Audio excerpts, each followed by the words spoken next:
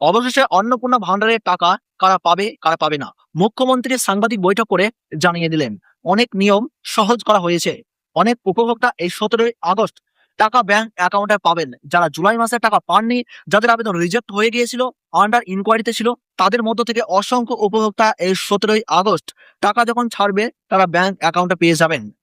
কি কি নিয়ম ঘোষণা করেছে, কোন কোন নিয়ম সহজ করা হয়েছে, সরকারি চাকরি, 3টার বেশি রুম, 50 ডিসিমলের বেশি জমি, গ্রামের ক্ষেত্রে কি নিয়ম, পৌরসভার ক্ষেত্রে কি নিয়ম, সরকারি চাকরি করলে তাদের স্ত্রীরা কি অন্য কোনো যোজনার টাকা পাবে, সমস্ত বিষয়ে আলোচনা করব আজকের ভিডিওতে।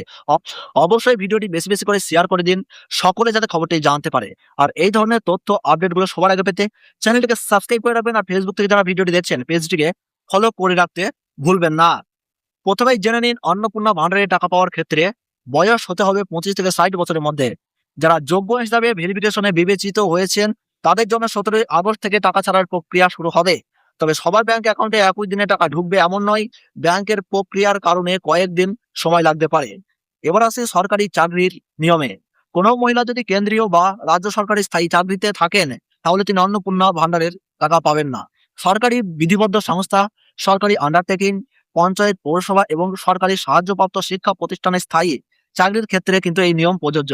যারা এইসব ডিপার্টমেন্টে চাকরি করবেন তারা কিন্তু সরাসরি এই সুবিধা পাবেন না। অনেকের প্রশ্ন, স্বামী সরকারি চাকরি করলে স্ত্রী কি টাকা পাবেন? স্বামী যদি স্বামী যদি স্থায়ী সরকারি চাকরিতে থাকেন তাহলে স্ত্রী অন্নপূর্ণা ভান্ডারের টাকা পাবেন না। তবে স্বামী যদি কন্ট্রাকচুয়াল, ক্যাজুয়াল বা অস্থায়ী কাজে যুক্ত থাকেন তাহলে শুধুমাত্র সেই কারণে স্ত্রীকে বাদ দেওয়া হবে না। যে পরিবার আয়কর প্রদান করে সেই পরিবার এই প্রকল্পের সুবিধা পাবে না। পাশাপাশি কোনো মহিলা নিজে মাসে 10,000 টাকার বেশি উপার্জন করলে তাকেও এই সুবিধার জন্য কিন্তু সরাসরি বিবেচিত করা হবে না। বিধবা ভাতার ক্ষেত্রে নিয়ম রয়েছে, 25 থেকে 60 বছরের মধ্যে যারা 3,000 টাকার কম ভাতা পান তাদের ক্ষেত্রে অন্নপূর্ণা ভান্ডারে 3,000 টাকার সুবিধা প্রযোজ্য হবে।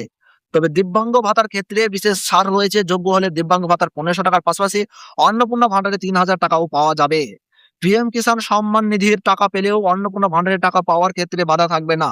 অর্থাৎ যোগ্য হলে পিএম কিষাণের পাশাপাশি অন্নপূর্ণা ভান্ডারের সুবিধাও কিন্তু সরাসরি আপনারা পাবেন। এবার আসি বাড়ির ঘরের সংখ্যার নিয়মে। জুলাই মাসে 3 কক্ষ বিশিষ্ট বা তার বেশি ঘরের বাড়ির কারণে অনেক গ্রামীণ মহিলা বাদ পড়েছিলেন।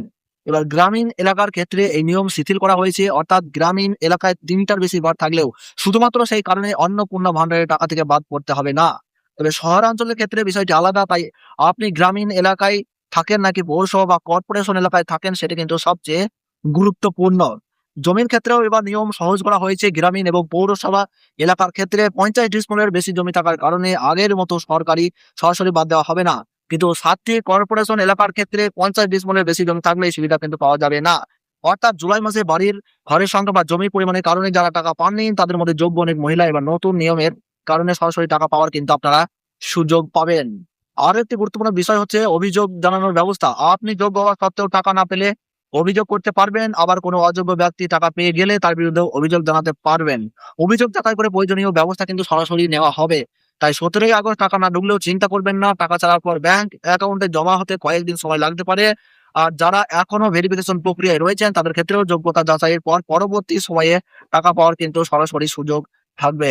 সব মিলিয়ে এবার গ্রামীণ এলাকার বাড়ির ঘর এবং জমির ক্ষেত্রে নিয়ম বেশ কিছুটা সহজ করা হয়েছে। ফলে জুলাই মাসে বঞ্চিত হওয়া অনেক যোগ্য মহিলা এবার অন্নপূর্ণা ভান্ডারে টাকা পাওয়ার সুযোগ পাবেন। আর আপনার বয়স, চাকরি, আয়, বাড়ির ধরন, জমির পরিমাণ এবং এলাকার ধরন সবকিছু মিলিয়ে আপনি যদি যোগ্য থাকেন তাহলে কিন্তু অবশ্যই এই টাকা কিন্তু আপনারা পাবেন। আশা করি 17ই আগস্ট অন্নপূর্ণা ভান্ডারের টাকা কারা পাবেন এবং নতুন নিয়মে কি পরিবর্তন হয়েছে বিষয়টি পরিষ্কার হয়েছে।